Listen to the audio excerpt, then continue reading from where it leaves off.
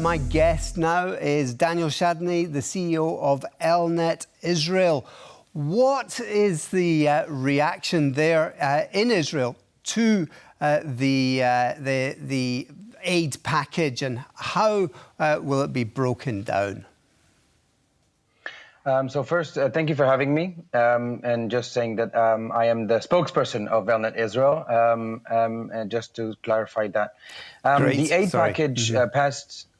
The aid package that has passed by U.S. Congress today, as you rightly mentioned, is another show of friendship, and where Israel and the United States stay together in the fight against terrorism, where two democracies stand together in this battle that we have been fighting here for the past over half a year.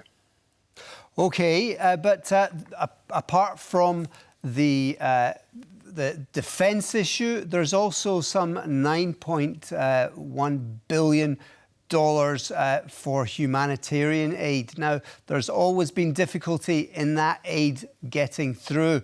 That is also always a sticky point in those friendly relations, isn't it? The aid that you're mentioning that is directed and destined to the Gaza Strip for Gazan civilians had seen complications of logistics, not on the Israeli side. The aid has been passing in huge quantities from Israel territory into the Gaza Strip.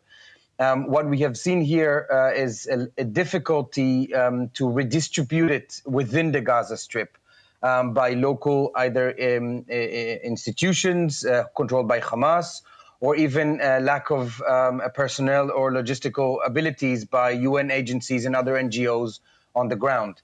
The number of trucks and aid that has been going through from Israel into the Gaza Strip have grown massively in the last days, weeks, since today.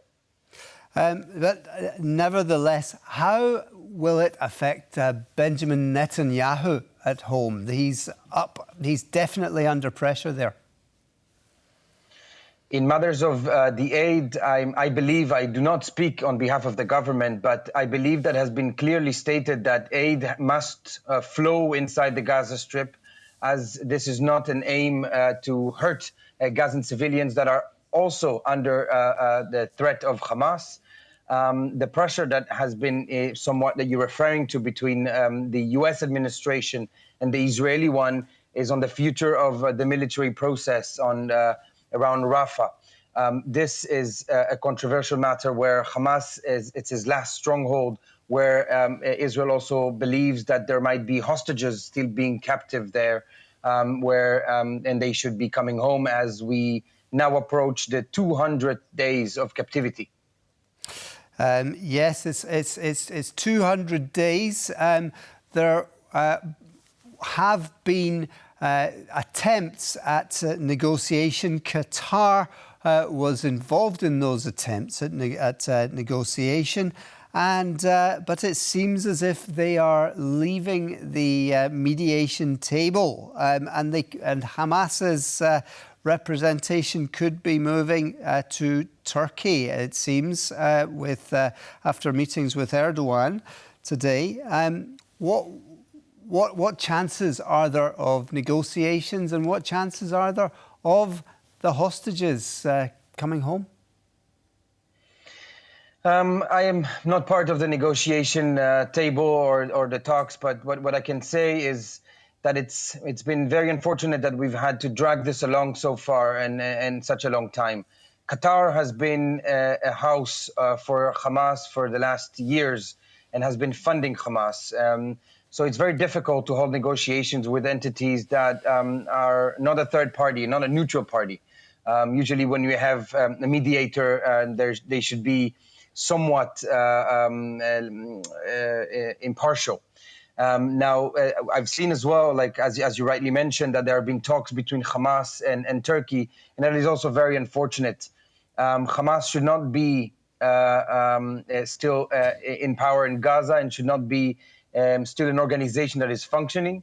I hope that these negotiations, with the help of the international community, their pressure is very important, because their position, if Hamas moves to Turkey, is also very close to our European friends, and they only mean threat. They only mean insecurity and instability. I hope that these negotiations will be fruitful, and we will finally see a deal, and we'll be able to end these hostilities. Right. Now, Mr. Netanyahu has been accused of focusing on Iran too much rather than getting the hostages home. Is that argument continuing? It's very difficult nowadays because Israel, since October 7th, has been fighting, some would say even 7 arenas at the same time. So it's a very complex situation, and Iran has, in a very unprecedented historical night, just less than a week ago, fired 120 ballistic missiles, almost 200 drones towards Israel in a direct attack from Iranian soil. So, yes, the Iranian threat and the Iranian, let's say, arena has taken over the news and the objectives, but the hostages and the situation in Gaza is still a priority as well. And we mustn't forget that there's also a threat in the north by Hezbollah, which is also a proxy of Iran, similarly to Hamas. So all of these kind of come down to one big scenario where Iran is behind as a puppet master with their proxies on Israel's borders. So the focus on Iran in the past week was due to, again, the firing of over 100 ballistic missiles towards Israel. Well, Daniel Shadmy, spokesperson of ELNET-Israel, thank you very much for your explanations on that topic.